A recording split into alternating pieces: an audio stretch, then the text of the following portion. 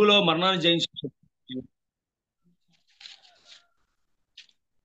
పాపికి విముక్తిని కలిగించే శక్తి ఉంది. సిలువ రక్షణ మార్గం, సిలువ క్షమాపణ మార్గం, సిలువ ఆత్మల భారం, పాప నివారణ, పాప పరిహార మార్గం, సిలువ జీవజల మార్గం, పరమును చేర్చే రక్షణనిచ్చే రక్షణ మార్గం, ఆదరించే ఆదరణ మార్గం, సమాధానపరిచే సమాధాన మార్గం, అంతేకాకుండా మానవులని మహాత్ములతో కలిపే మార్గం. రక్తంలో కడగబడే శక్తి ఉంది. శిలువలో చిందించిన రక్తం పాపులను పాపిని క్షమించే కొత్త నిబంధన రక్తం.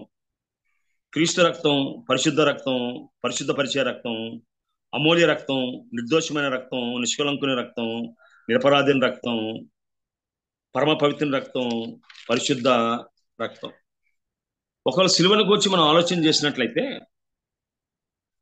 యేసుక్రీస్తుని ఎవరైతే సిలువేశారో, ఎవరైతే యేసుక్రీస్తుని సిలువేయమని న్యాయాధిపతికి న్యాయం తీర్చాడో, రోమా గవర్నర్ పిలాతు ఆయనలో ఏ దోషం కూడా కనుగొనలేదు.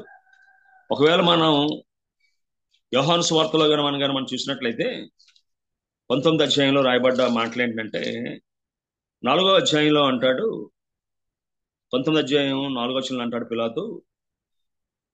పిలాతు మరలా వెలుపలికి వచ్చి, ఇదిగో ఈయన యందు ఏ దోషము నాకు కనబడలేదని మీకు తెలియనట్లు ఈయన మీ యొద్దకు తీసుకుని వచ్చినాను అంటాడు. ఐ ఫౌండ్ నో గిల్ట్ అంటాడు ఆయన. ఆయనలో అపరాధం నాకు కనబడలేదు అంటాడు. 6వ వచనంలో మళ్ళీ అంటాడు ఆయన యందు ఏ దోషము నాకు కనబడలేదు కనుక మీరే ఆయన తీసుకుని పోయి సిలువ వేడిన వారితో చెప్పని చెప్పి అక్కడ రాయబడి ఉంది. అంతేకాకుండా మనం చూసినట్లయితే 12వ వచనంలో ఆ మాటను బట్టి పిలాతు ఆయన విడుదల చేటుకు యత్నం చేసిన గాని అని చెప్పి రాయబడి ఉంది. సో యేసుక్రీస్తు సిలువను గాని మనం ఆలోచన చేసినట్లయితే, ఎవరైతే న్యాయాన్ని తీర్చవలసిన వ్యక్తి ఉన్నాడో ఆ న్యాయం తీర్చవలసిన వ్యక్తికే ఆ యేసుక్రీస్తులో అన్యాయం ఏమి కనబడలేదు. ఈ వాజ్ డిక్లరింగ్ దట్ ఈ వాజ్ ఏ నో గిల్ట్ అని చెప్పడానికి మనం గమనిస్తూ ఉన్నాం. ఒక ఆయన సిలువేయమని తీర్పు తీర్చిన వ్యక్తి. రెండో వ్యక్తిని గాని మనం చూసినట్లయితే, ఏ వ్యక్తి అయితే ఆ సిలువను అమలుపరచాలో, సిలువ శిక్షను అమలుపరచాలో, లూకాసు వార్త 23:47 అంటాడు, ఈ మనుషుడు నిజముగా నీతిమంతుడై ఉండేనని దేవుని మహింపరిచాడు. శతాధిపతి ఎవరైతే ఉన్నాడో ఆ శతాధిపతి, అయ్యా ఈ మనుషుడు నిజంగా నీతిమంతుడైనా, ఈ వాజ్ రైచియస్ మ్యాన్ అంటాడు. అలాగే మత్తయి వార్త 20:54లో ఇతను నిజముగా దేవుని కుమారుడు అంటాడు. యోహాను సువార్తలో ఆయన యొక్క సాక్ష్యము సత్యమే అని చెప్పి అంటాడు ఆయన. సో సిలువ వేసిన వ్యక్తి ఆయనలో దోషం లేదని చెప్పాడు. సిలువ శిక్షను అమలుపరిచిన వ్యక్తి ఆయనలో దోషం లేదని చెప్పాడు.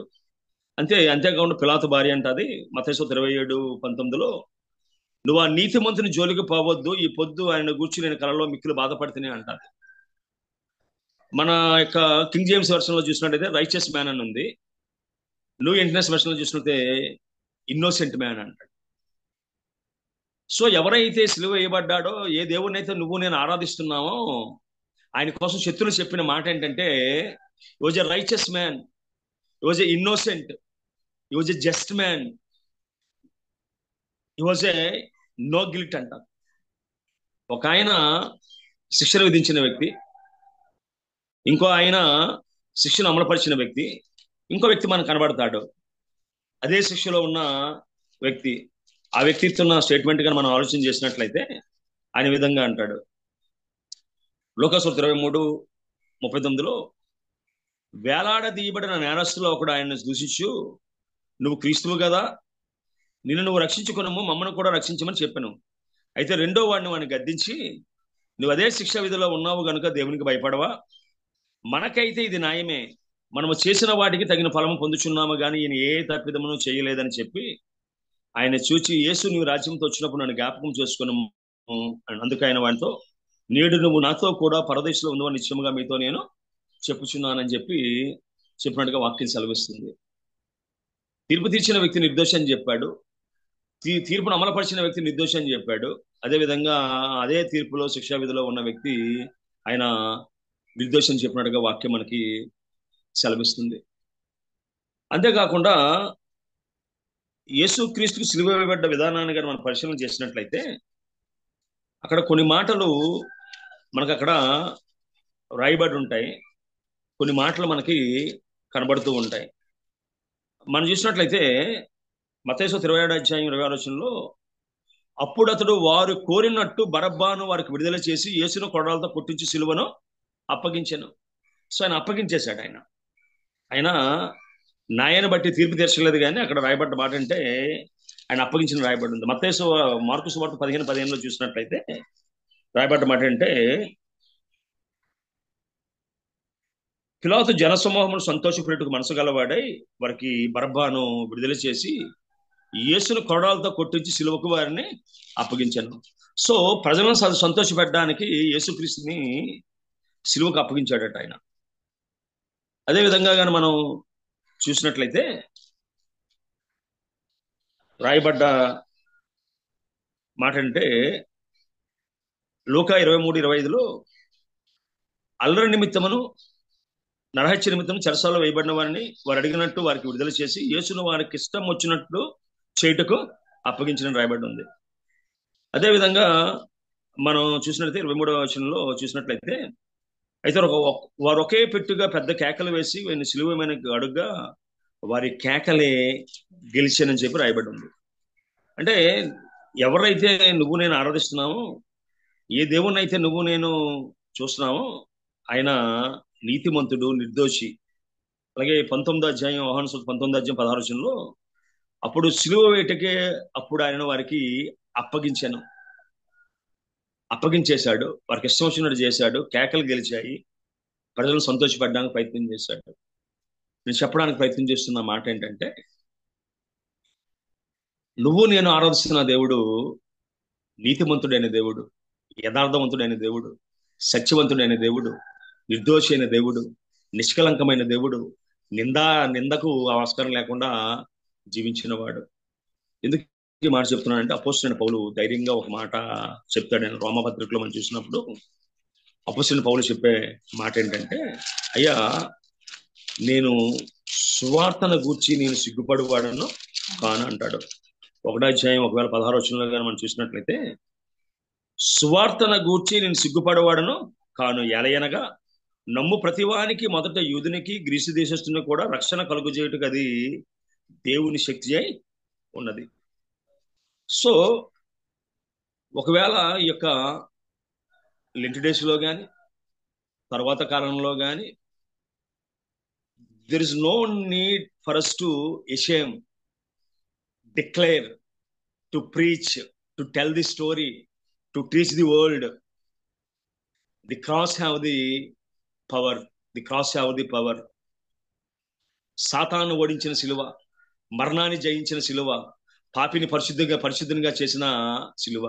అంతేకాకుండా నేరం చేసో పాపం చేసో యేసుక్రీస్తు సిలువను అనుభవించలేదు. కానీ మరి ఎందుకు ఆయన చనిపోవలసి వచ్చింది, ఎందుకు మౌనంగా భరించవలసి వచ్చింది అన్నప్పుడు మనం అర్థం చేసుకోవాల్సిన విషయం ఏంటంటే, ఒక ఆయన అంటాడు, అయ్యా సిలువకు యేసుక్రీస్తుని సిలువలో ఉంచింది మేకులు కాదయ్యా, శిక్ష కాదయ్యా, మానవుని పట్ల దేవునికి ఉన్న సంకల్పం, మానవ పట్ల దేవునికి ఉన్న ప్రేమ, మానవ పట్ల దేవునికి ఉన్న క్షమ, దయ, జాలి,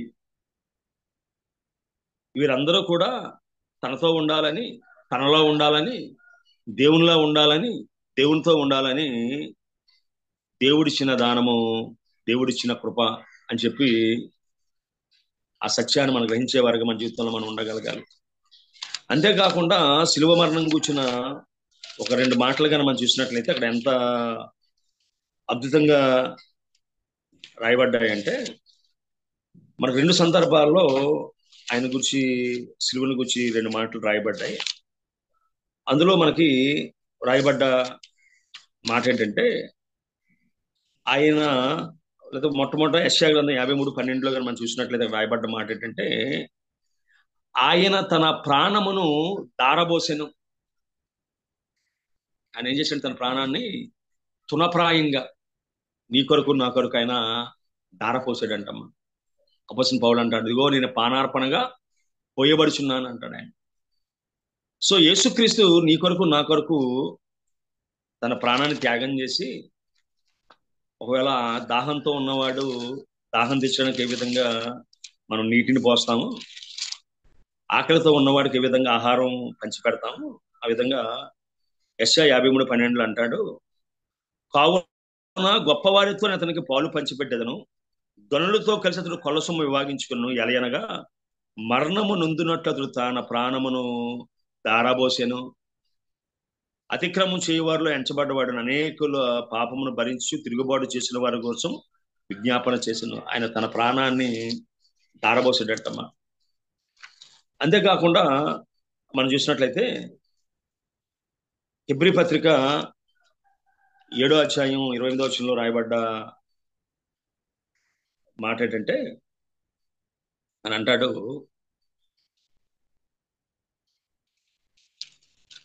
హెబ్రీ పత్రిక 27 రాయబడ్డ మాట అంటే,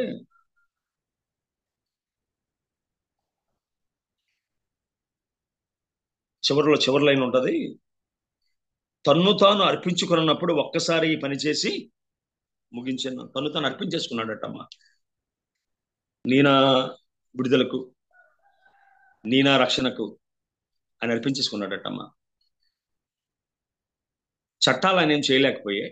అంతేకాకుండా ఆయన కోసం రాయబడ్డ మాట అంటే, మత్తయి సువార్తలో రాయబడ్డ మాట ఏంటంటే, ఆయన మీద నేరాలు మోపడానికి వారు అనేకమైన దొంగ సాక్ష్యాలు పుట్టించవలసి వచ్చిందటమ్మా. మత్తయి సువార్త 26వ అధ్యాయంలో కనుక మనం చూసినట్లయితే 59-60 వచనాల్లో, ప్రధాన యాజకులు మహాసభ వారు అందరూ యేసును చంపవాలని ఆయనకు విరోధముగా అబద్ధ సాక్ష్యము వెతుకుచుండిరి గాని, అబద్ధ సాక్షులు అనేకులు వచ్చినప్పుడు సాక్ష్యం ఏమీ దొరకలేదు, తుదకు 2 మనుషులు వచ్చి అని చెప్పి రాయబడి ఉంది. అబద్ధ సాక్ష్యం చెప్పాలన్నా దొరకలేదటమ్మా. ఆయన పరిచయం చేసి అపొస్తలుడైన పౌలు చెప్తున్న మాటలు ఏంటంటే, హెబ్రీ పత్రిక 7వ అధ్యాయం 2వ వచనంలో, పవిత్రుడును నిర్దోషియు నిష్కల్మషుడును పాపులలో చేరక ప్రత్యాముగా నుండివాడును ఆకాశ మండలము కంటే మిక్కిలి హెచ్చైన వాడునైన ఇట్టి ప్రధాన యాజకుడు మనకి సరిపోయిన వాడు. పవిత్రుడటమ్మా. Was a holy man. నువ్వు నేను ఆరాధిస్తున్న దేవుడు పరమ పవిత్రుడు. చూపుల్లో గాని, మాటల్లో గాని, తలంపుల్లో గాని, ఆలోచనలు గాని పాపం లేనివాడు. ఇంగ్లీష్ లో హోలీనెస్ అన్న మాటకు అర్థం ఏంటంటే సెట్ అపార్ట్. తక్కిన వారిలా ఉండేవాడు కాదు, తను ప్రత్యేకపరుచుకున్నాడు.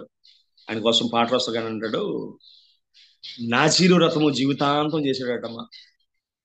ఆయన పుట్టిన మొదలుకొని చనిపోయేటంత వరకు అశుద్ధమైనది, నిషిద్ధమైనది ఆయన నోట రాలేదు అమ్మా.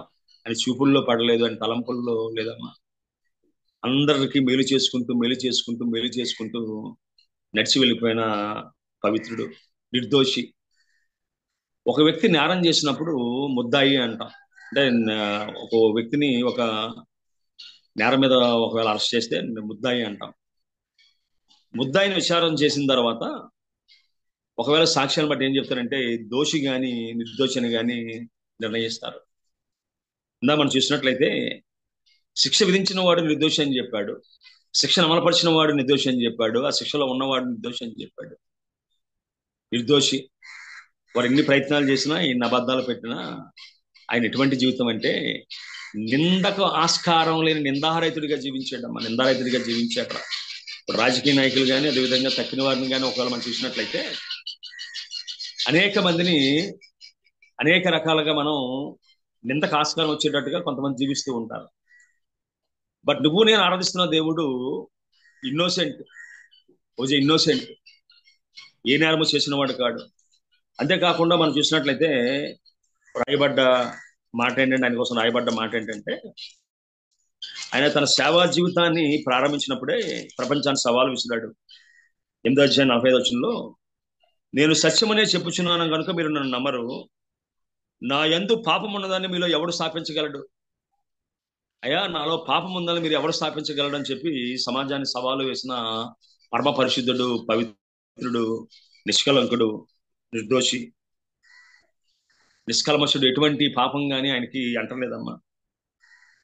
పాపులలో చేరక ప్రత్యేకంగా ఉన్నవాడు. పాపుల్లో చేరక ప్రత్యేకంగా ఉన్నవాడు. ఆకాశమ మండలం కంటే మిక్కులు హెచ్చైన వాడు. అన్నిటికంటే ప్రాముఖ్యంగా మనకి సరిపోయిన వాడమ్మా. మనకు సరిపోయిన వాడు.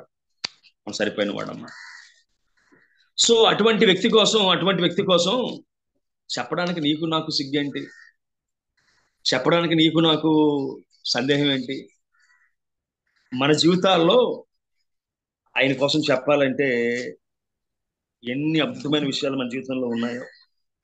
అందుకే అపోస్తలుడైన పౌలు తిమోతికి రాసిన 2వ పత్రిక 1:12 అంటాడు, ఈ హేతువు చేత ఈ శ్రమలు అనుభవించున్నాను గాని నేను నమ్మిన వాడిని ఎరుగుదును కనుక నేను సిగ్గుపడను. నేను 20 సంవత్సరాల వయసులో విశాఖపట్నం మేఘాద్రిగడ్డలో చనిపోవలసిన వాడిని. దేవుడు బహుమతిగా జీవితాన్ని ఇచ్చాడు, బోనస్గా జీవితాన్ని ఇచ్చాడు, భార్యని ఇచ్చాడు, పిల్లలు అయినప్పుడు కూతురుని ఇచ్చాడు. అంతేకాకుండా మంచి సంఘాన్ని ఇచ్చాడు, సేవని ఇచ్చాడు, పరిచయాన్ని ఇచ్చాడు, అనేక మంది దేవుని సేవకులతో పరిచయాన్ని ఇచ్చాడు. అంతేకాకుండా అవసరమైన సమయంలో దేవుడు ఉద్యోగాన్ని ఇచ్చాడు. ఆయన కోసం చెప్పడానికి ఎందుకు సిగ్గుపడాలి నేను? పాపంతో శాపంతో ఉన్న వారు తాతలు తండ్రుల చరిత్ర చెప్పడానికి, వంశాన్ని గొప్పగా చెప్పుకునే రాజకీయ నాయకుల వంశాలు ఉన్నాయి, దొంగల వంశాలు ఉన్నాయి. పాపంతో శాపంతో మలినమైపోయిన వారు వారి తాతల కోసం, తండ్రుల కోసం, పూర్వీకుల కోసం గొప్పగా సిగ్గు లేకుండా చెప్తూ ఉంటే, పాపం లేనివాడు పరిశుద్ధుడు, నిష్కలంశుడు, నిందారహితుడు అని దేవుని కోసం చెప్పడానికి నేను ఎందుకు సిగ్గుపడాలి? అది ఏ స్థలమైనా, అది ఏ ప్రాంతమైనా, వ్యక్తి ఎవరైనా చెప్పడానికి మనం ఎందుకు సిగ్గుపడాలి? నశించిపోతున్న వారికి వెలితనం అది. రక్షింపబడుచున్న మనకి దేవుని శక్తి అది. అందుకే ప్రస్తుత భారతదేశంలో సిలువను చూస్తే భయపడుతున్నారు. దాన్ని తీసేయాలని, నాశనం చేయాలని చాలా మంది ప్రయత్నం చేస్తున్నారు. ఒకప్పుడు సిలువ అవమానకరమైంది. గ్రీకులు దాన్ని ప్రారంభించారు, రోమేయులు దాన్ని కొనసాగించారు. భారతదేశంలో కానీ ఎక్కడైనా సరే దేశం కాని వ్యక్తులు దేశాన్ని స్వాధీనపరుచుకొని పరిపాలన చేస్తున్నప్పుడు ప్రజలు తిరుగుబాటు చేయకుండా క్రూరమైన చంపే విధానం అనుసరించేవారు. రోమేయులు ఈ విధానాన్ని అనుసరించారు.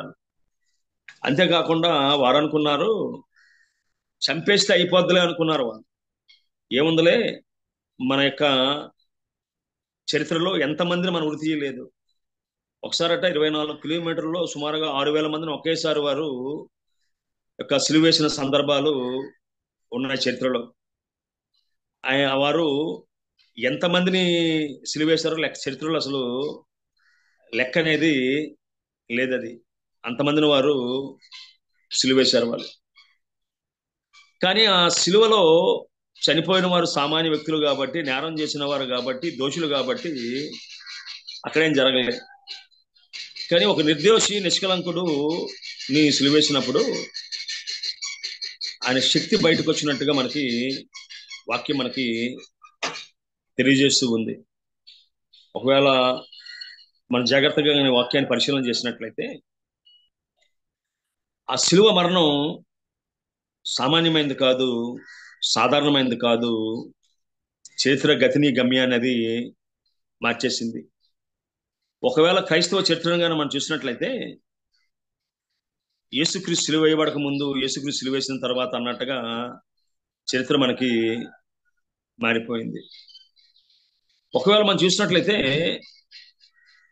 మత్తయి సువార్తలో మత్తయి రాస్తూ అంటున్నాడు, అయ్యా యేసుక్రీస్తు శిలువ మరణం తర్వాత జరిగిన విషయాల్లో ఆయన రాస్తూ అంటున్నాడు. ఆయన 27వ అధ్యాయం ఒకవేళ 48వ వచనం నుంచి కానీ మనం చూసినట్లయితే, వెంటనే వారిలో ఒకడు పరిగెత్తుకుని పోయి స్పంజి తీసుకుని చిరకలో ముంచి రిల్లును తగిలించి ఆయన తాగనిచ్చాను. తక్కిన వారు ఓడకునిడి ఏలియా అతను రక్షించినేమో చూడమని. యేసు మరలా బిగ్గరగా కేక వేసి ప్రాణం విడిచిను. అప్పుడు దేవాలయపు తెర పైనుండి కిందకు రెండుగా చినిగను, భూమి వణికెను, బండల బద్దలాయను, సమాధులు తెరవబడిన, నిద్రించిన అనేకులు పరిశుద్ధ శరీరంలో లేచెను. వారు సమాధుల నుండి బయటకు వచ్చి ఆయన లేచిన తరువాత పరిశుద్ధ పట్టణంలో ప్రవేశించి అనేకులకు అగ్గుపడిరి. శతాధిపతి అతనితో కూడా యేసులు కావలి ఉన్న వారును భూకంపము జరిగిన కార్యములన్నింటినీ చూచి మిక్కిల భయపడి నిజముగైన దేవుని కుమారుడని చెప్పుకుంటారని చెప్పి బైబిల్లో మనకి రాయబడి ఉంది. అంతేకాకుండా ఒకవేళ కొంతమంది వ్యక్తుల జీవితాన్ని మనం ముందు చూసుకుంటూ కానీ ఒకవేళ మనం వెళ్ళినట్టయితే, శతాధిపతి ఆ శతాధిపతి జీవితాన్ని మనం పరిశీలన చేసినట్లయితే, వాజ్ ఏ రోమన్ సెంచూరియన్. ఇటువంటి సెలవు శిక్షలు విధించడం వారికి కొత్త ఏం కాదు. అంతేకాకుండా మహాక్రూరులు వారు. ఆయన సెంచూరియన్ స్థాయికి వచ్చాడంటే ఎన్ని సిలువలు శిక్షలు అమలుపరిచి ఉంటాడు ఆయన. ఆయన పేరు లోగిన్స్. చరిత్ర బైబిల్లో రాయబడలేదు కానీ పేరు బైబిల్ కామెంట్ రాయబడమంటే ఆయన పేరు లోగిన్స్. ఆ మాటకి అర్థం ఏంటంటే బల్యము లేదంటే ఈటే అని, లేదు ఉన్నతమైన, గొప్పది, అద్భుతమైన అనే మాటకి అర్థం. ఆయన జీవితాన్ని ఒక సామాన్య సైనికుడిగా ప్రారంభించాడు. అంచెలంచెలుగా ఎదిగి సెంచురియన్గా వచ్చాడు. 100 మంది ఆయన యొక్క స్వాధీనంలో ఉన్నారు.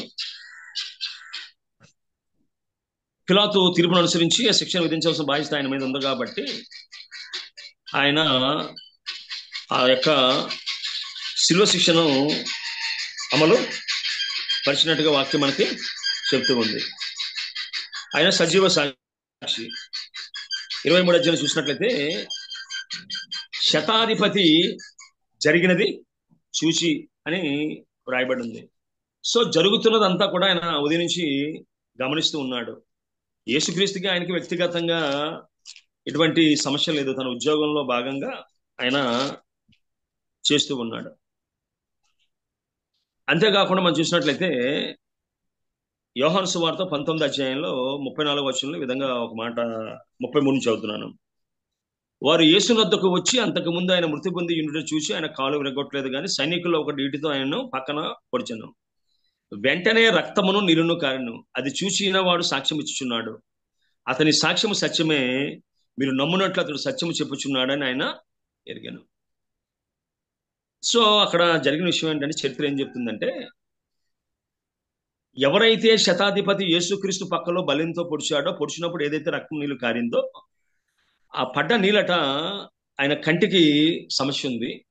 ఆ కంటి మీద పడినప్పుడు వాడు దృష్టిని పొందాడట. అందుకని వాడు ఎందుకు సాక్ష్యం ఇస్తున్నాడు సంబంధం లేని విషయం కోసం అంటే, వ్యక్తిగతంగా స్వస్థత తన అనుభవంలోకి వచ్చింది. వ్యక్తిగతంగా యేసయ్య వ్యక్తిత్వాన్ని చూడగలిగాడు. చాలా సిలువల్లో నా సంగతి నీకు తెలియదు, నేను కిందకు వస్తే నేను ఏం చేస్తానో తెలియదు, నన్ను విడిచిపెడతావో పెట్టమని చెప్పి కేకలేసిన వాడిని చాలా మందిని చూశాడు. కానీ మరణాన్ని మౌనంగా భరిస్తున్న వ్యక్తిని యేసుక్రీస్తునే చూశాడు. బొచ్చు కత్తిరించు అంటే గొర్రె మౌనంగా ఉండినట్లు మౌనంగా ఉండిపోయాడు, నోరు తెరవలేదు ఆయన. అంతేకాకుండా ప్రార్థన చేస్తున్నాడు, తండ్రి వీరేమి చేసిన వెరుగడానికి క్షమించమని ప్రార్థన చేస్తుంటే ఒక కరుడు గట్టిన సైనికుని జీవితంలో మొట్టమొదటిగా మాటలు వింటూ ఉన్నాడు. ఆ మాటలు ఆయన జీవితంలో ఆలోచింపజేయడం ప్రారంభించింది. మన బైబిల్లో చూసినట్లయితే అనేక మాటలు అక్కడ మనకి వ్రాయబడి ఉన్నాయి. అంతేకాకుండా మనం చూసినట్లయితే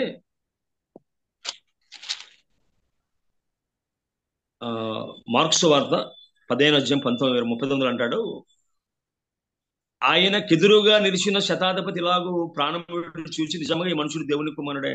ఎదురుగా ఉన్నాడు, చూస్తూ ఉన్నాడు, సాక్ష్యంగా ఉన్న ఒక శత్రువు, ఒక అధికారి, అమలుపరిచిన వాడు ఆయన జీవితంలో జరిగిన అద్భుతాన్ని చూసి అంటున్నాడు, నిజముగా దేవుని కుమారుడే. యేసుక్రీస్తునికి ఎంత పరిచయం ఉందో మనకు తెలియదు. ఎన్నిసార్లు యేసుక్రీస్తుని తరచపడ్డారో తెలియదు. యేసుక్రీస్తు కోసం ఆయన ఏమన్నాడో తెలియదు. ప్రకటిస్తూ ఉన్నాడు. He was preaching that, he was telling the story, he was sharing the word about Jesus Christ. అయ్యా ఇతను నిజముగా దేవుని కుమారుడే, ఈయన యందు దోషమేదీ లేదు, ఆయన సాక్ష్యము సత్యము అని ఏదైతే నేను దేవుని కుమారుడు చెప్పాడో ఆ సాక్ష్యం సత్యం అని చెప్పి ఆయన సాక్ష్యం ఇస్తూ ఉన్నాడమ్మా. ఒక లాగిన్స్, ఒక కొర్నేలి, ఎంతమంది కరుడుగట్టిన శతాధిపతులు యేసుక్రీస్తు శిలువలో వారి యొక్క కఠినత్వాన్ని, కఠిన హృదయాన్ని, బండబారి హృదయాన్ని కరిగించుకొని అనేక మందికి ఉపకారం చేసేవారుగా, సాకారం చేసేవారుగా, సహాయం చేసేవారుగా, ధర్మ కార్యాలు చేసేవారుగా మారిపోయారమ్మా. శిలువలో బండబారిన హృదయాలను బద్దలు చేసే శక్తి ఉందమ్మా. అక్కడ బండల బద్దలాయను, బద్దలైనవి కేవలం బండలే కాదమ్మా, బండబారిన హృదయాలు బద్దలయ్యాయి, బండబారిన హృదయాలు బద్దలయ్యాయి. అంతేకాకుండా ప్రపంచంలో నువ్వు నేను ధైర్యంగా చెప్పగలిగే మాట ఏంటంటే, అయ్యా ప్రపంచంలో మనకి కొన్నిసార్లు కొన్ని మాటలు వాడతారు, నీ దిక్కున్న వాడితో చెప్పుకో, లేదా దిక్కుమాలిన వాడు అంటారంటే 8 దిక్కులు ఉన్నాయి, 8 దిక్కులు ఏ దిక్కుకెళ్ళినా సహాయం లేనివాడు, అదేవిధంగా ప్రేమించేవారు లేనివాడని దాని యొక్క అర్థం అమ్మా. కానీ నీకు నాకు చూసినట్లయితే బైబిల్లో మంచి మాట ఉంది. రోమాపత్రికలో అపోస్తలుడైన పౌలు దేవుని ప్రేమ కోసం వివరిస్తూ ఆయన చెప్తున్న మాట అంటే, నీతిమంతుని కొరకు సైతం ఒకడు చనిపోవుట అరుదు అంటాడు. ఒకవేళ 5వ అధ్యాయంలో మనం చూసినట్లయితే 8వ వచనంలో 6వ వచనం చదువుకొస్తాను, లేదా 5వ వచనం చదువుకొస్తాను. ఎందుకనగా ఈ నిరీక్షణ మనల్ని సిగ్గుపరచదు, మనకు అనుగ్రహింపబడిన పరిశుద్ధాత్మ ద్వారా దేవుని ప్రేమ హృదయంలో కుమ్మరించబడి ఉన్నది. ఎలాగనగా మనం ఇంకాను బలహీనమై ఉండగా క్రీస్తు యుక్త కాలమున భక్తిహీనుల కొరకు చనిపోయాను. నీతిమంతుని కొరకు సైతం ఒకడు చనిపోవట అరుదు, మంచివాని కొరకు ఎవడైనా ఒకవేళ చనిపోవ తెగింపు అయితే దేవుడు మన ఎడల తన ప్రేమను వెల్లడిపరచుని ఎట్లనగా మనం ఇంకను పాపులమై ఉండగా క్రీస్తు మన కొరకు చనిపోయాను. 10వ వచనం, ఏలయనగా శత్రువుమై ఉండగా ఆయన కుమారుని మరణము ద్వారా మనము దేవునితో సమాధానపరిచిన ఎడల సమాధానపరిచిన వారమై ఉండి జీవించుడు మాత్రం మన నిత్యముగా రక్షింపబడదుము. అంతేకాదు మన ప్రభు అయిన యేసుక్రీస్తు ద్వారా మనం దేవుని దర్శించబడుచున్నాము, ఆయన ద్వారా మనం ఇప్పుడు సమాధాన స్థితి పొంది ఉన్నాము. ప్రపంచ చరిత్రలో నీతిమంతుని కొరకు సైతం ఒకటి చనిపోవడం అరుదటమ్మా. మనం ఒకవేళ భారతదేశ చరిత్ర కానీ చూసినట్లయితే రాజకీయ నాయకులు, సినిమా యాక్టర్స్ చనిపోయినప్పుడు అభిమానులు చనిపోతారు, అదేవిధంగా ఇంటి వారు చనిపోరు. ఇంటి వారు ఏం చేస్తుంటారంటే వారు చనిపోయిన వ్యక్తి యొక్క స్థానాన్ని పొందడానికి వారు యుద్ధాలు చేసుకుంటూ ఉంటారు. ఇక్కడ చూసినట్లయితే నాలాంటి వానికి దేవునిగా ఉండటకు ఇష్టపడితే ఒక ఆయన పాట రాశాడు. ఆయన, అయ్యా పాపంతో శాపంతో తల్లిదండ్రులు ఎందుకు కన్నామని దుఃఖపడుతున్నవారు, సమాజం ఇటు చనిపోతే బాగుందని ఎదురు చూసిన వ్యక్తులు, సమాజానికి కానీ కుటుంబానికి కానీ వాడికి వాడే ఉపయోగం లేని అనేక మంది వ్యక్తులని దేవుడు తన సొంత బిడ్డలుగా స్వీకరించాడు. ఆయన చెక్కయ్య లాంటి లంచగొండులు, సమర స్త్రీ లాంటి పాపంలో ఉన్న వారిని, శానాన్ని దెయ్యం పట్టిన వారిని ఆయన చేర్చుకున్నాడు. ఆయన అంతేకాకుండా మనలాంటి వారిని కూడా దేవుడిగా ఉండడానికి ఇష్టపడ్డాడు. ఒకవేళ అయ్యా యేసుక్రీస్తు నా దేవుడు అని చెప్పడానికి మనం సిగ్గుపడ్డామేమో, కానీ యేసుక్రీస్తు వీడు నా బిడ్డ, నా కుమార్తె అని చెప్పడానికి ఆయన ఎప్పుడు కూడా సిగ్గుపడలేదమ్మా. ఆయన అందుకే అపోస్తలుడైన పౌలు మాట ఎక్కువ వాడుతూ ఉంటాడు, అయ్యా నేను సిగ్గుపడడం లేదు, నేను పౌలా నీకు అతి విద్య వలన పిచ్చి పట్టింది అంటాడు ఆయన. అయ్యా నేను సిగ్గుపడడం లేదు. పౌలు గారి స్నేహితులు ఆశయాలు అధికారులు ఉన్నారు. పౌలా గమాయేలు పాదాలు మీద ఎందుకే నేర్చుకున్నావా, తొడ దెబ్బలు తినడానికి నేర్చుకున్నావా, ఎందుకు నేర్చుకున్నావా, ఈ సిగ్గు లేదా నీకు, నేను మొన్నే కదా కొట్టాం, 5 మార్లు ఒకటి తక్కువ 40 కొడ దెబ్బలు తిన్నాడటమ్మా, వచ్చిన ప్రతిసారి తిడుతున్నాడు, నీకు సిగ్గు లేదా, ఎన్నిసార్లు దెబ్బలు కాస్తావు, నాకు సిగ్గేసి నిన్ను కొట్టడానికి అని చెప్పాను అంటాడు. అయ్యా నేను సువార్తను గురించి సిగ్గుపడేవాడిని కానయ్యా, సువార్తను గురించి సిగ్గుపడినా. అంతేకాకుండా ఆ నిరీక్షణ నన్ను సిగ్గుపరచదు, నేను నమ్మిన వాడిని ఎరుగుతుంది కనుక నేను సిగ్గుపరచను. మన వ్యక్తిగత జీవితంలో సండే స్కూల్లో దేవుణ్ణి నమ్ముకున్న వారు ఉన్నారు, అదేవిధంగా యుక్త వయసులో దేవుణ్ణి నమ్ముకున్న వారు ఉన్నారు, ఒకవేళ నడిప్రాయంలో దేవుణ్ణి నమ్ముకున్న వారు ఉన్నారు. సో మన జీవితంలో జరిగిన అనేక అద్భుత కార్యాలు చూసిన తర్వాత ఎందుకు సిగ్గుపడాలి?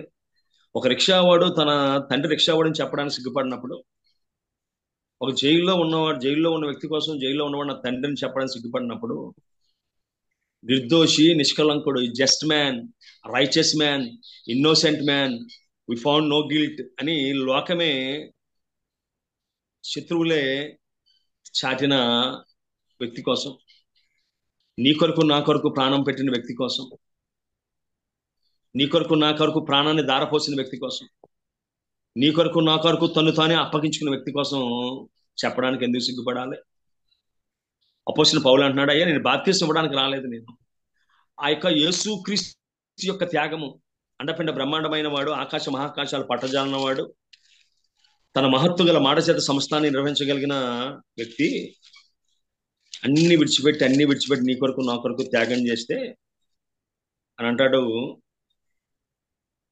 అపోస్తలుడు ఎబ్రీ పత్రిక 1:2 అంటాడు, ఈ దినములు అంతమంది కుమారుని ద్వారా మనతో మాట్లాడాను, ఆయన కుమారునికి సమస్తమును వారసులుగా నియమించను, ఆయన ద్వారా ప్రపంచములను నిర్మించాను, ఆయన దేవుని మహిమ యొక్క తేజస్సును ఆయన తత్వం యొక్క మూర్తిమత్తమునై ఉండి తన మహత్వ గల మాట చేత సంస్థను నిర్వహించు పాపం విషయం శుద్ధీకరణ తానే చేసి అని చెప్పి రాయబడింది. ఆ వ్యక్తి నీ కొరకు నా కొరకు అంత త్యాగం చేస్తే ఆయన కోసం చెప్పడానికి నీకు భయమేలా, ప్రీతేలా, సిగ్గేలా? సిలువను కూర్చున్న వార్త నశించిపోతున్న వారికి వెరితనము. ఆ సిలువను రుచి చూసావే? ఆ సిలువను అనుభవిస్తే నీ జీవితంలో ఎన్ని ఉపకారాలు జరిగాయి, ఎన్ని మేలు జరిగాయి? అది ఇతరులతో పంచుకోవా? అది మనతోనే ఆగిపోవాలా? ఎక్కడో చిన్న ఆఫర్ వస్తే అనేక మందికి మొబైల్లో తెలియజేస్తాం, ఫోన్ చేసి చెప్తుంటాం కదా, మరి అంతకన్నా అద్భుతమైన కృప కదా ఇది. మరి ఎందుకు ఇతరులతో పంచుకో? ఆ సిలువ లుదియా హృదయాన్ని తెరిచింది, వెలిగించింది. పౌలు కన్నులకి పొరల వంటివి రాలించింది. పేతురు పిరిగితనం నుండి ధైర్యవంతుడిగా మార్చింది. ఎఫెసీ 2:16 రాయబడ్డ మాట అంటే, సిలువ సంధి చేసిందట, సమాధానపరిచిందట. తన సిలువ వలన ద్వేషమును సంహరించి దాని ద్వారా వీరిద్దరిని ఏక శరీరముగా చేసి దేవునితో సమాధానపరిచెను. సో సిలువ సంధి చేసింది, సిలువ సమాధానపరిచింది, ఏకపరిచింది. అంతేకాకుండా రోమా 5:10 అంటాడు, కుమారుడి మరణము ద్వారా సమాధానపరిచాడు, ఆయన జీవించుట వలన నిశ్చయముగా మనం రక్షించబడ్డామని వాక్యం మనకి సెలవిస్తుంది. అంతేకాకుండా రోమా 6:6 అంటాడు, మన ప్రాచీన శరీరం ఆయనతో కూడా సిలువ వేసిందట. ఒకవేళ ప్రారంభ జీవితాల్లో మనలో ఒకవేళ త్రాగుడు కానీ, తక్కిన అనుభవాలు కానీ ఉన్నట్లయితే ఆ ప్రాచీన స్వభావాన్ని విడిచిపెట్టి దినాన వాటిని అసహించుకునే స్థాయికి దేవుడు మనం తీసుకుని వచ్చాడు సిలువ ద్వారా. గల్తీ 2:20 అంటాడు అపొస్తలుడు పౌలు, నేను క్రీస్తు కూడా సిలువ పడ్డాను, ఇక నాలో జీవించేది నేను కాను, క్రీస్తే జీవిస్తాడని చెప్పగలిగాడు. కొలస్సీ 2:14-15 రాయబడ్డ మాట అంటే, మన అపరాధములను క్షమించి సిలువ మీద మన మీద మోపబడ్డ రుణపత్రాన్ని ఆయన తుడిచివేశాడటమ్మా. అంతేకాకుండా సిలువ జయోత్సవం చేత దాన్ని బంధించి వేడుక చేశాడటమ్మా, వేడుక చేశాడట. మన వ్యక్తిగత జీవితాల్లో ఆ సిలువ శక్తిని ఎరిగే వారికి ఉన్నామా? బండబారిన ఒక రోమ శతాధిపతి మారిపోయాడు. రెండో చూసినట్లయితే కరుడుగట్టిన దొంగ. సిలువ అనేది కేవలం మరణశిక్ష కాదమ్మా. The cross is a not a death, it is a dishonour. మనం చూసినట్లయితే ఒకవేళ ద్వితీయోపదేశకాండంలో రాయబడ్డ మాట ఏంటంటే, మాను మీద ద్వితీయోపదేశం 21:20-21 అధ్యాయం 2-3 చూసినట్లయితే, మాను మీద వేలాడదీయబడ్డవాడు శాపగ్రస్తుడు అంటాడు. యేసుక్రీస్తు కోసం రాస్తూ గల్తీ పత్రికలు అంటాడు పౌలు, అయ్యా ఆయన శాపగ్రస్తంగా నీ కొరకు నా కొరకు ఆయన చేయబడ్డాడని చెప్తాడు ఆయన. అలాగే అపోస్తలుల కార్యాల గ్రంథం 5:21 చూసినట్లయితే, పాప మెరుగిన ఆయన పాపంగా చేయబడ్డాడని చెప్పి వాక్యం మనకు సెలవిస్తుందమ్మా. ఒకవేళ మనం చూసినట్లయితే ఆ సిలువకు పాప నుంచి విడిపించగలిగే శక్తి ఉందమ్మా, మన పాపాలను క్షమించగలిగే శక్తి ఉందమ్మా. అంతేకాకుండా మన రూపాంతరం చెందించగల శక్తి ఉందమ్మా. ఒక రోమ సైనికుడు మారిపోయాడు. అంతేకాకుండా ఒక దొంగ బతకడానికి యోగ్యుడు కాడు. అంతేకాకుండా వాడిని బహిరంగ శిక్షగాని విధిస్తే ఆ శిక్షను చూసి ఎవడు ఆ జోలికి వెళ్ళడు అనుకున్న వ్యక్తులకు విధించబడ్డే శిక్ష సిలువ ఆ సిలువ శిక్ష అది. అందులో వాడు అంటున్నాడు, మనకిది న్యాయమే, మనం తగిన దానికి, మనం చేసిన దానికి తగిన ఫలం పొందుతున్నాము, అతడు ఏ నేరము చేయలేదని చెప్పి తన బండబారి హృదయాన్ని మార్చుకున్న వ్యక్తి అమ్మ. బైబిల్లో రాయబడలేదు కానీ వాటి పేరు డీమస్ అని చెప్పి మనకి ఈ చరిత్రలో మనకి రాయబడి ఉందమ్మా. సో ఒక దొంగ మారాడు, ఒక కరుడు కట్టిన రోమా శతాధిపతి మారాడు. అక్కడితో చరిత్ర ఆగిపోలేదమ్మా. ఆ శిలువ దేవాలయపు తెరని చించిందిరా. అప్పటి వరకు అతి పరిశుద్ధ స్థలంలో సామాన్యులకు అవకాశం లేదమ్మా. కానీ శిలువ ఏం చేసిందంటే ఆ ఎడ్డ తెరను నిండుగా తొలగించి యాజకత్వ వంశంలో పుట్టని నీలాంటి వారు, నాలాంటి వారు కూడా దేవుని సందులో ప్రార్థన చేయడానికి, వాక్యం చెప్పడానికి, సాక్ష్యం చెప్పడానికి అడ్డుని తొలగించేసిందమ్మా. The cross lifted the gates. ద్వారాలు తొలగించేసిందమ్మా. మనకు వెళ్ళడానికి అవకాశం మనకి వచ్చిందమ్మా. భూమి బద్దలయ్యింది, బండలు బద్దలయ్యాయి, చనిపోయిన వారు తిరిగి లేచారటమ్మా. వారు యేసుక్రీస్తు లేచిన తర్వాత పరిశుద్ధ స్థలంలోకి వెళ్ళారటమ్మా. అందుకే అంటాడు, యేసుక్రీస్తును లేపిన వాడు మనల్ని కూడా లేపుతాడు. అపొస్తలుడైన పౌలు అంటాడు, అయ్యా ఈ జీవితం మట్టుకే దేవుణ్ణి నమ్మితే మరి పునరుద్ధానం నమ్మకపోతే మన జీవితాలు ఎందుకు అంటాడు. ఏ విధము చేత మృతుల్లో పునరుద్ధానం కలగాలంటాడు. ఎందుకు అపొస్తలుడైన పౌలు బ్రతుకుడు క్రీస్తే చావైతే మేలన్నాడు, నా బ్రతుకు మూలంగా కానీ చావు మూలంగా కానీ దేవుడు ప్రకటించబడాలి ఎందుకన్నాడంటే పునరుద్ధానం ఉందన్న సంగతి ఆయన ఎరుగుదుడు, పునరుద్ధాన శక్తిని ఆయన ఎరుగుదుడు ఆయన. అందుకే చనిపోవడానికి, దేవుని సందికి వెళ్ళడానికి వృతులుగాడు ఆయన. తన ప్రాణాన్ని, నా ప్రాణం నేను ఎంత మాత్రము ప్రియమైన దానిగా ఎంచుకోవడం లేదంటాడు ఆయన. ఒకవేళ మనం చూసినట్లయితే ఈనాడు ఏ విధంగా అయితే మతోన్మాదులు ఉన్నారో అంతకు మించిన వాడు అపొస్తలుడైన పౌలు. మతం కోసం చావడానికి, చంపడానికి సిద్ధపడిన వ్యక్తి, మతమౌఢ్యంతో నిండుకున్న వ్యక్తి. చిన్ననాటి నుంచి దేవుని పట్ల, దేవుని అన్వేషణ కలిగిన వ్యక్తి. మనం చూసినట్లయితే కొంతమంది అనారోగ్యంలో దేవుని వెతుకుతారు, కొంతమంది అవసరాల్లో దేవుని వెతుకుతారు, కొంతమంది ఇబ్బందుల్లో దేవుని వెతుకుతారు. కానీ అపొస్తలుడైన పౌలు ఆ విధంగా వెతికిన వ్యక్తి కాదమ్మా. ఆయన సాక్ష్యం ఇస్తూ అంటాడు ఆయన. మనం చూసినట్లయితే అపొస్తలుల 26వ అధ్యాయం 4వ వచనంలో కానీ చూసినట్లయితే 26 4వ వచనంలో, మొదటి నుండి యెరూషలేములో నా జన్మ మధ్య బాల్యం నుండి నేను బ్రతికిన బ్రతుకు ఎలాడదు యూదులందరూ ఎరుగుదురు. వారు మొదటి నుండి నన్ను ఎరిగిన వారు కనుక సాక్ష్యం ఇచ్చుకు వారు ఇష్టమైతే నేను మన మతంలో బహు నిష్ఠగల తెగను అనుసరించి పరిశీయుడిగా ప్రవర్తించిన వారు చెప్పగలరు. సో బాల్యం నుంచి ఎతికాడు ఆయన. ఆ ఎతికిన వ్యక్తి ఒక సిలువ ఒకప్పుడు బలహీనంగా కనబడ్డది, చేతకాని వాడిగా కనబడ్డాడు. ఇప్పుడు కూడా చాలా మంది విమర్శిస్తున్నారు, తనతో రక్షించుకోలేడని ఆనాడు అన్నారు, ఈనాడు అన్నారు. వారందరికీ అందులో బలహీనత కనబడితే అపొస్తలుడైన పౌలుకి ప్రేమ కనబడ్డది, అపొస్తలుడైన పౌలుకి క్షమాపణ కనబడ్డది. అపొస్తలుడైన పౌలుకి అయ్యా నా స్థానంలో చనిపోయాడు ఆయన కోసం నేను బ్రతుకుతానని చెప్పి అన్నాడు ఆయన. పొరల వంటి సిలువ ఏం చేసిందంటే అపొస్తలుడైన పౌలు జీవితంలో పొరల వంటివి రాలిపేసింది. అయ్యా సిలువ కోసం నేను చనిపోయినా పర్వాలేదు అనుకున్నాడు ఆయన. ఆ సిలువను నేను ప్రపంచమంతా చాటుతాను అనుకున్నాడు ఆయన.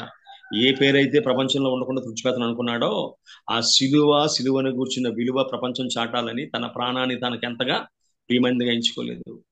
మీరు ఏడ్చిన గుండెలను భద్ర చేసేది కదా, యెరూషలేములో బంధించబడ్డానికని చనిపోవడానికి సిద్ధంగా ఉన్నానని ఆయన చనిపోయే లోపు ఎడమా అపొస్తలుల కార్య రోమా పత్రికలు కానీ చూసినట్లయితే అంటాడు, అయ్యా ఈ రోమా దాంట్లో ఇక సంచరించవలసిన స్థలం లేదయ్యా, అన్ని స్థలాల్లో సంచరించాను. అంతేకాకుండా వేరొక పునాది మీద కట్టలేదు నేను,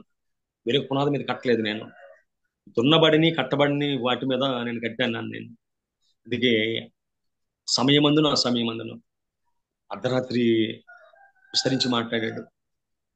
వాడ పగిలిపోయినప్పుడు మాట్లాడాడు, తుఫాను ముందు మాట్లాడాడు, తుఫానులో మాట్లాడాడు, తుఫాను తర్వాత మాట్లాడాడు ఆయన. ఎందుకంటే ఆ విలువను ఆయన ఎరుగుదుడు ఆయన. ఆ సిలువలో ఉన్న శక్తిని ఆయన ఎరుగుదుడు ఆయన. మరి మనకెందుకు ఆ సంగతి మనకు అర్థం కాదు? ఎందుకు మనం ఆ సిలువుకు సాక్షులుగా ఉండలేకపోతున్నాం?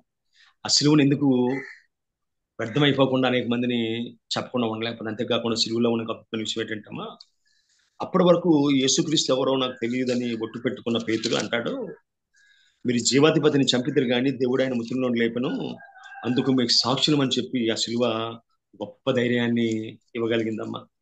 అంతేకాకుండా నాకు నచ్చిన మాట ఏంటంటే, ఆ, అపొస్తలుల కార్యాల గ్రంథం 2వ అధ్యాయంలో మనం చూసినట్లయితే 12వ వచనం చదువుతున్నా, అందరు విభ్రాంతి నుండి ఎటుదోచగా ఇదేమనగా ఒకరితో ఒకరు చెప్పుకోండి, కొందరైతే వీరు కొత్త మద్యంతో నిండి ఉన్నారని అపాస్యం చేసి, అయితే పేతురు ఆ 11 ఒక్కరితో కూడా లేచి నిలిచి బిగ్గరగా వారితో ఎట్లైనను, అప్పటి వరకు పారిపోయిన వాడి దినాన వారితో కలిసి లేచాడట, మాట్లాడడం ప్రారంభించాడట.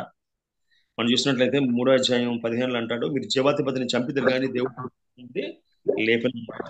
అంతేకాకుండా 4వ అధ్యాయం 10-11 చూసినట్లయితే, మీరందరూ ఇశ్రాయేలు ప్రజలను తెలుసుకోవలసింది ఏమనగా, మీరు సిలువ వేసినట్టు మృతి నుండి దేవుడు లేపినట్టు నజరుడైన యేసుక్రీస్తు నామంలో వీడు స్వస్థత పొంది మీ ఎదుట నిలిచి ఉన్నాడు. ఇల్లు కట్టువారు మీరు తృణీకరించిన రాయి ఆయనే, ఆ రాయి మూలకు తలరాయి ఆయను. మరి ఎవరి వలన రక్షణ కలగదు, ఈ నామం వల్లనే మనకు రక్షణ పొందవలని కానీ ఆకాశం కింద మనుషులు పడిన మరి ఏ నామం రక్షణ పొందలేమని చెప్పాను. అంతేకాకుండా పేతురు గారి జీవితంలో ఈ యొక్క పొగడ్తలు, అదేవిధంగా గొప్పగా చెప్పుకోవాలని ఆలోచన ఉండేవాడు. ప్రభు నువ్వైతే నీటి మీద నడుస్తానని, ప్రభు వీరందరూ నేను విడిచిపెట్టినైతే నేను విడిచిపెట్టినని, మరణం కోసం వస్తానని చెప్పిన వాడు ఏమైందంటే గొప్పలకు వెళ్ళేవాడి దినాన తగ్గించుకోవడం ప్రారంభించాడు. మనుషుల కోసం ఆలోచించేవాడు. 37వ వచనంలో చూసినట్లయితే, ఆ 2వ అధ్యాయం చూసినట్టు మరణమైన బంధించుంట అసాధ్యము అని చెప్పి చెప్పుకొస్తూ ఆయన చెప్పిన మాటలు 37వ వచనంలో అంటాడు, వారు ఆ మాట విని హృదయంలో నొచ్చుకొని, సహోదరులు మేమేమి చేతమని పేతురును కనమస్తున్నాడుగా, పేతురు మీరు మారు మనసు పొంది పాప క్షమాపణ నిమిత్తము ప్రతి వాడు యేసుక్రీస్తు నామములో బాప్తిసం పొందవాలని చెప్పాడు, పరిశుద్ధాత్మ పొందుతారని చెప్పన్నాడు ఆయన. ఆ విధంగా ఈ నామంలో తప్ప ఇంకే నామంలో రక్షణ లేదని ఎడమ వారిని మార్చగల కృప సిలువిచ్చిందమ్మా. అంతేకాకుండా 13వ వచనంలో, వారు పేతురు యోహానుల ధైర్యం చూచినప్పుడు వారు విద్య లేని పామరులను గ్రహించి ఆశ్చర్యపడి వారు యేసుతో కూడా ఉండిన వారిని గుర్తిరిగారు. ఎలా వచ్చింది సిలువ? ఏమా పరిశుద్ధాత్మ కుమ్మరి మీద తీసుకొస్తుంది. ఆ పరిశుద్ధాత్మ వారికి శక్తినిస్తే, పరిశుద్ధాత్మ ధైర్యం ఇస్తే విద్య లేని పామరులు కానీ ధైర్యంగా బోధించారు. ఒక మాట అంటాడు ఆయన, మేము దేవుని మాట విని శాస్త్రమా, మనుషుల మాట విని శాస్త్రమా. అంతేకాకుండా ఆ నామం నిమిత్తము దెబ్బల పొందుటకు యోగ్యమైన ఎంచబడిన సంతోషించి వెళ్ళారటమ్మా. పేతురు జీవితాన్ని మార్చింది. అంతేకాకుండా పేతురు ఒక దినాన కొర్నేలి తన పాదాల మీద పడబోతూ ఉంటే, నేను నీలాంటి మనుషుల్నే, నాకు నమస్కారం చేయకు, దేవునికి అర్పించు అంటాడు. అంతేకాకుండా 3వ అధ్యాయం 12 వచనం చూసినట్లయితే, పేతురు దీన్ని చూచి ప్రజలతో ఇట్లా, ఇశ్రాయేలులారా మీరు వీని విషయమై ఎందుకు ఆశ్చర్యపడుచున్నారు? మా సొంత శక్తి చేతనైనను భక్తి చేతనైనను ఎవడను వీనికి బలమిచ్చినట్టుగా మీరు ఎందుకు మా తట్టు తెరుచూచున్నారు? అబ్రాహాము, ఇస్సాకు, యాకోబు అనువారి దేవుడు అనగా మన పితరుల దేవుడు తన సేవకుడైన యేసును మహింపరిచి ఉన్నాడు. మీరు ఆయన అప్పగించి ఫిలాతు ఆయన విడుదల చేయడానికి నిశ్చయించినప్పుడు మీరు అతని ఎదుట ఆయన్ని నిరాకరించిరి. మీరు పరిశుద్ధుడు నీతిమంతుడైన వారిని నిరాకరించి నరహంతుడైన మనుషులు మీకు అనుగ్రహించమని అడిగిరి. మీరు జీవాధిపతిని చంపిదురు కానీ దేవుడు ఆయన మృతులను లేపినందుకు మేము సాక్ష్యం అని చెప్పగలిగాడమ్మా. పిరికివాడైన పేతురు ధైర్యవంతుడిగా మారబడ్డాడు. అంతేకాకుండా పారిపోయిన శిష్యులు సిలువ మరణం ఏం చేసిందంటే, సిలువ ఏం చేసిందంటే వారు హతసాక్షులుగా మారిపోయినట్టుగా, వారిని ధైర్యపరిచినట్టుగా వాక్యం మనకి సెలవిస్తుంది. అంతేకాకుండా సిలువ మన పాపాలని కడిగింది. సిలువ పునరుద్ధానం మనకి ధైర్యం ఇచ్చింది. సిలువ సాతానును ఓడించింది. సిలువ మనకి ఆయన పొందిన దెబ్బల చేత నీకు నాకు స్వస్థత కలిగింది. యెషయా 53:5 వచనం చెప్పినట్టుగా. అంతేకాకుండా ఒక ఇమోషనల్ హీలింగ్ విధంగా రిస్టోరేషన్ సిలువ మనకు కల్పించింది. అంతేకాకుండా దేవుడి నుంచి మనం కోల్పోయిన సంబంధాన్ని తిరిగి మనకు అది కలిగించింది. సిలువ గొప్ప బలాన్ని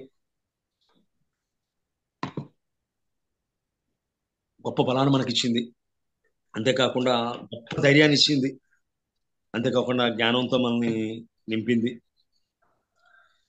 దేవుడు ఆయన నమ్మిన వారికి పరలోకం వస్తాడని సత్యాన్ని తెలియజేసింది. దేవుని యొక్క త్యాగాన్ని మనకు తెలియజేసింది. మన పట్ల దేవునికి ఉన్న ప్రేమకు అది రుజువుగా మారింది.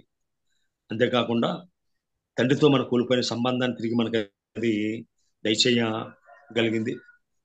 అనేక మంది పాపులు ఆ సిలువను చూస్తూ జీవితాన్ని మార్చుకున్నారు. బరబ్బా ఎవరి స్థానంలో యేసుక్రీస్తు చనిపోయాడో ఆ బర్బ తర్వాత కాలంలో నా స్థానంలో నా కొరకు చనిపోయిన యేసు కొరకు జీవిస్తానని, యేసు గురించి జీవించినట్టుగా చరిత్ర మనకి చెప్తూ ఉంది. సో అంతేకాకుండా యేసుక్రీస్తు అంటాడు, మీ సిలువను మీరు ఎత్తుకోండి అంటాడు ఆయన.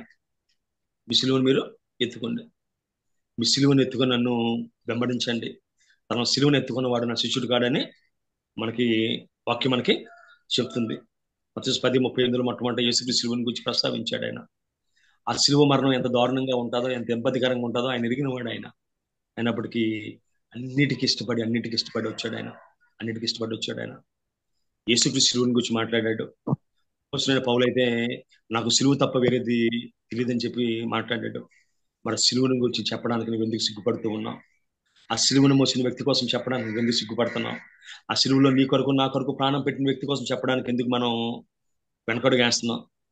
ఎందుకు సిగ్గుపడుతూ ఉన్నా? అయ్యా, నేను సిలువను గురించి సిగ్గుపడేవాడిని నేను కాను, సువార్తను గురించి సిగ్గుపడేవాడిని కాను. ఏంటి సువార్త? మంచి వార్త.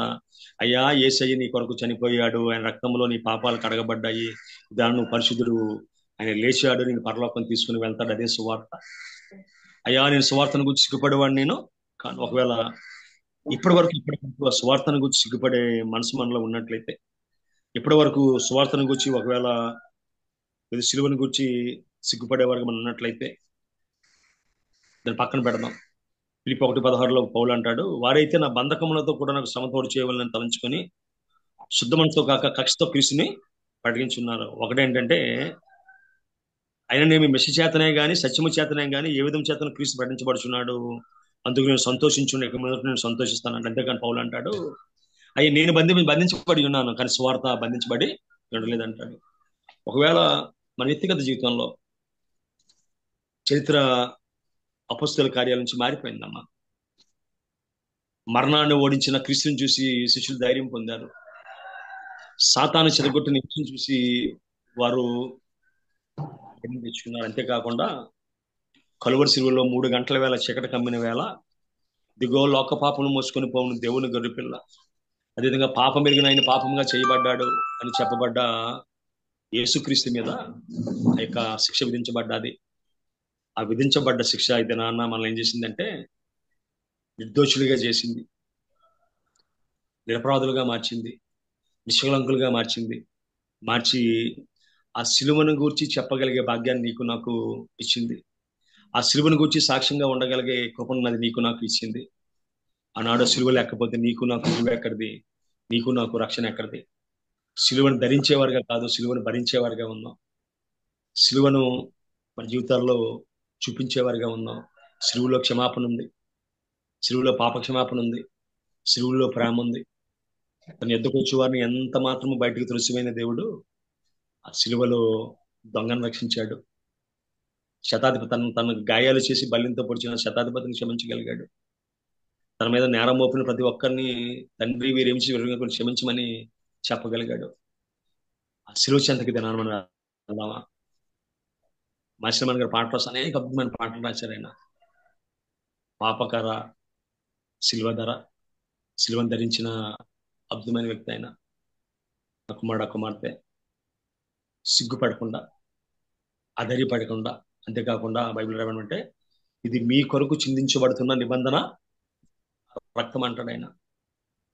సంధి చేసిన రక్తము సిలువ రక్తము, సమాధానపరిచిన రక్తము సిలువ రక్తము, కృపణిచ్చిన రక్తము సిలువ రక్తము, నీతిమంతులుగా తీర్చిన రక్తము సిలువ రక్తము, దేవుని మాటలు చెప్పడానికి యోగ్యులుగా ఇచ్చిన రక్తం సిలువ రక్తము, తండ్రితో సమాధానపరిచిన రక్తము, నీ పాపాలు నా పాపాలు క్షమించిన రక్తం అది. దాన్ని గ్రహించి మన జీవితంలో ముందుకెళ్ళగల కృప దేవుడు మన దయచేయను గాక. సిలువను గుర్చిన వార్త నశించుకున్న పోతున్న వారికి వెరితనంగా నీకు నాకు దేవుని శక్తి అయ్యింది. ఎందుకంటే నువ్వు ఆరాధిస్తున్న దేవుడు was a righteous man, was a innocent man, was a just man, ఈ ఫౌండ్ నో గిల్టీ. ఆ నీతిమంతుడు నీ కొరకు నా కొరకు తను త్యాగం చేసిన ఆ త్యాగాన్ని వ్యర్థపరచొద్దయ్యా. ఆ సిలువను గూర్చి యేసుక్రీస్తు చేసిన త్యాగం గురించి వ్యర్థపరచ నాకు ఇష్టం లేదు. అందుకే ఒకవేళ నేను బాప్తీసం ఇవ్వడం కానీ తక్కిన పక్కన పెట్టి ఆ సిలువను గూర్చి మాత్రమే చెప్తున్నాను. నేను సిలువ పడ్డ యేసుక్రీస్తుని ప్రకటిస్తూ ఉన్నాను. సిలువలో ఆయన ప్రేమ ఉంది, సిలువలో ఆయన త్యాగం అనేది ఉంది. Yes, we going to preach about the cross. We are going to preach the Jesus who crucified for us. అట్టి కృప దేవుడు మన దయచేయను గాక. ప్రార్థన చేసుకుందాం. సిలువే నాసరా నాయనోరా నీ సిలువే ఆ సిలువే నాసరా మరణానికి లోనైన మనకి శరణనిచ్చింది. సిలువయందే ముక్తి ఆ సిలువే మనకి ముక్తి వచ్చింది. ఆ సిలువే పాప బలం నుండి మరణ బలం నుండి విడిపించి శక్తితో నింపింది మనల్ని. మన జీవితంలో సిలువ తప్ప వేరే శరణం లేదు. ఆయన కాచిన రక్తం, ఆయన చేసిన త్యాగము బండల బద్దలయ్యాయి, దొంగ హృదయం బద్దలైంది, శతాధిపతి హృదయం బద్దలైంది. మన హృదయాలు బద్దలవ్వ. రాతితో సమానమైన హృదయాలు బదిలిపోయాట. ఇదిరానా సిలువను చూస్తూ బండబారిన హృదయాలను కరిగించుకుందామా? మన జీవితంలో ఆ సిలువ తప్ప వేరే శరణం లేదు.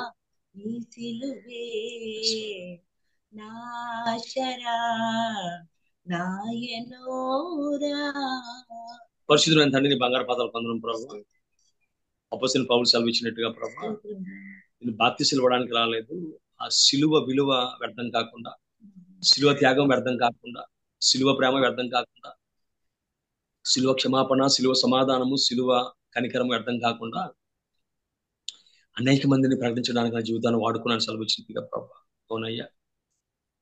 అయ్యా, పాపంతో శాపంతో నాయకుల కోసం, వారి దేవుళ్ళ కోసం ప్రభు ప్రజలు సిగ్గుపడకుండా ప్రకటిస్తూ ఉంటే ప్రభా, నీతిమంతుడు అని, సత్యవంతుడు అని, న్యాయవంతుడు అని, నిర్దోషి అని, పవిత్రుడు అని, పరిశుద్ధుడు అని శత్రువులే ప్రభు న్యాయం తీర్చిన వ్యక్తే చెప్తే, న్యాయ శిక్ష విధించిన వ్యక్తే నీ సాక్ష్యం సత్యమని చెప్తే, నువ్వు నీతిమంతుడు అని చెప్తే, శిక్ష విధిలో ఉన్న దొంగ ప్రభా నువ్వు సత్యవంతుడు అని చెప్తే ప్రభా మాకెందుకయ్యా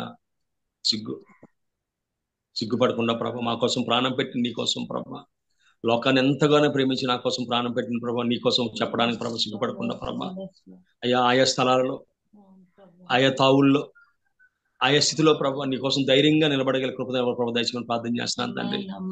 అయ్యా, సిలువ ఇవ్వబడి నిన్ను ప్రకటించగల కృప మాకు దయచేయండి అయ్యా. నిన్ను తప్ప ప్రభా సిలువ ఇవ్వబడి యేసుక్రీస్తు తప్ప నాకు ఏది తెలియదు అనే విధంగా పౌలు ధైర్యంగా చెప్పగలిగాడు.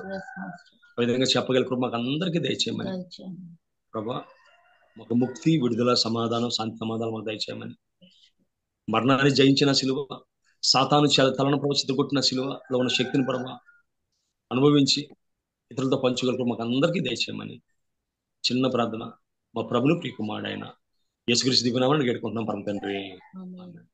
అందరికి వందనాలండి. Thank you very much. Amen. Praise the lord.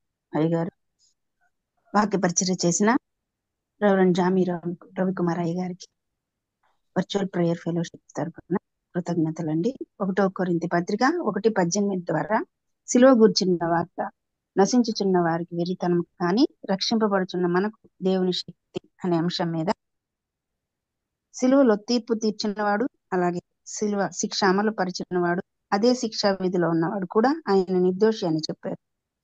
లూకా 23:22 ద్వారా పిలాతు ఇతని యందు మరణముకు తగిన నేరమేమియూ నాకు అగపడలేదు అని చెప్పారు. అదే విధంగా లూకా 23:47 ద్వారా శతాధిపతి ఈ మనుషుడు నిజముగా నీతిమంతుడై ఉండెను అని చెప్పినట్లుగా చూస్తాం. లూకా 23:41 కుడివైపు దొంగ ఈయన యందు ఏ తప్పిదము లేదని చెప్తాడు. ఆదాము హవ్వ అవిధేయత వలన మరణంలో లోకంలో ప్రవేశిస్తే నాజీరు వ్రతం చేయబడిన ప్రభు అయిన యేసు తను తాను అర్పించుకున్నప్పుడు ఒక్కసారి సిలువ యాగం చేసినట్లుగా మనం హెబ్రీ పత్రిక 7:28 ద్వారా తెలుసుకున్నాం. యోహాను శుభవార్త 8:46 ద్వారా నా యందు పాపం ఉన్నదని మీలో ఎవడు స్థాపించును అని ప్రభు అయిన యేసు ప్రశ్నిస్తున్నారు. అలాగే రోమా 6:6 ద్వారా మనం ఇంకనూ పాపమునకు దాసులం కాకుండాటకు పాప శరీరము నిరర్థక మగునట్లు మన ప్రాచీన స్వభావము ఆయనతో కూడా మనం సిలువ వేయవలసిన వారమై ఉన్నాం. మనకైతే ఒకప్పుడు పరిశుద్ధ స్థలంలో ప్రవేశించేదానికి ఎవరికి అవకాశం లేదు, కేవలం ప్రధాన యాజకుడు మాత్రమే వెళ్ళేవాడు. అట్లయితే ప్రభు శరీరం ద్వారా మనం హెబ్రీ పత్రిక 10వ అధ్యాయం 19-20 ద్వారా యేసు మనకు ప్రతిష్ఠించిన మార్గం నూతనమైనది, జీవము గలది అయిన ఆయన శరీరం అనే తెర ద్వారా ఏర్పరచబడిన మార్గమున ఆయన రక్తము వలన పరిశుద్ధ స్థలంలో ప్రవేశించడానికి మనకు ధైర్యం కలిగి ఉన్నది. ఆయన కార్చిన రక్తం వలన మనకు పాప క్షమాపణ కలిగి ఉన్నది. హెబ్రీ పత్రిక 1:3 చెప్తాడు, ఇంత గొప్ప రక్షణను మనము నిర్లక్ష్యం చేసిన యెడల ఎలాగ తప్పించుకుందాము అంటారు. కాబట్టి ఇంత గొప్ప రక్షణ పొందుకున్న మనము ఇతరులకు దేవుని సువార్త ప్రకటించవలసిన వారమై ఉన్నాం. ఆత్మీయతతో కూడిన గొప్ప శిలువ వార్తను ప్రకటించిన అయ్యగారికి మరోసారి కృతజ్ఞతలండి. మరి ముగింపు ప్రార్థన ఆశీర్వాదం ఇవ్వవలసిందిగా పాస్టర్ మురళీ బాబాయ్ గారిని మనవి చేస్తున్నాను. ప్రార్థన చేసుకుందామండి. దయగలిగిన తండ్రి, కృపగలిగిన యేసురక్షక, మీ బంగారు పాదాలకు వందనాలు స్తుతులు చెల్లిస్తున్నాను. ఆయన ఈ ఉదయకాల వేళలో మీ పాదాలు చెంతకు రావడానికి, శ్రేష్టమైనటువంటి మీ మాటలు వినడానికి మీరు మాకు ఇచ్చినటువంటి సమయాన్ని బట్టి మీకే వందనాలు స్తుతులు చెల్లిస్తున్నాము. ఆయన ఇంత పర్యంతం మీ దీనదాసాన్ని నిలబెట్టుకున్నారు. శిలువ దాని విలువను మాకు బోధించారు. మీకే వందనాలు స్తుతులు. మరి మీ దీనదాసులు వారి సాటైన సహాయం అమ్మగారిని బట్టి కూడా మీ సన్నిధికి వస్తున్నాను. బిడ్డలిద్దరిని మీరు ఆశీర్వదించారు. అందరిని బట్టి మీకే వందనాలు స్తోత్రాలు చెల్లిస్తున్నాం. నాయన మరి సేవాభారాన్ని ఇచ్చారు, సేవల ముందు కొనసాగుతున్నారు. అలాగే అనేక మందిని తండ్రి మీ రాజవారసులుగా చేయడానికి వారి ఇరువురు కృషి చేస్తూ ఉన్నారు. వారి కుటుంబంలో దాచిన మేలు వారికి అనుగ్రహించమని కూడా ప్రార్థిస్తున్నాము. నాయన అలాగే నీ జూమ్ కుడికి ద్వారా అనేక మందిని ప్లాట్ఫామ్ మీద చేర్చినటువంటి ప్రీతముడు బాబిని బట్టి కూడా మీ సన్నిధికి వస్తున్నాం. బాబికి సహకరిస్తున్నటువంటి జాన్సన్ బట్టి, స్వరూపుని గారు బట్టి, అలాగే జాన్సమ్మను బట్టి, ప్రసిద్ధమ్మను బట్టి, అలాగే తేజాను బట్టి అనేక మంది సహోదరులందరిని బట్టి కూడా మీ సన్నిధికి వస్తున్నాము. నాయన ప్రతి బిడ్డను మీరు దీవించండి, ఆశీర్వదించండి, దాచిన మేలు వారికి అనుగ్రహించండి. మేమందరం కూడా ఉదయకాల వేళలో లేచి మీ సన్నిధికి రావటానికి మీరు మాపై చూపిస్తున్నటువంటి ఎనలేని ప్రేమను బట్టి కూడా మీ సన్నిధికి వస్తున్నాం. అనైనా మా దేవ, అల్పులమైన మా కోసం తండ్రి మీరు 2025 సంవత్సరాల క్రితం ఆ శిలువలో మీ ప్రాణాన్ని సమర్పించి తిరిగి లేచి తండ్రి కుడిపార్శ్వాన్ని కూర్చొని ఇంకా మా కోసం జ్ఞాపన చేస్తున్నారు. తండ్రి అయినా మేమందరం కూడా మీ వైపు చూడటానికి, మీ శిలువలను తెలుసుకొని మీ రాజ్య వారసులు కావడానికి సహాయం దయచేయమని కూడా ప్రార్థిస్తున్నాం. ఆయన జీవం కుడిలో చేరిన ప్రతి బిడ్డ అవసరాలను మీరు తీర్చండి. ఎవరెవరు ఎలాంటి పరిస్థితుల్లో ఉన్నారో మీకు బాహాటంగా తెలుసు.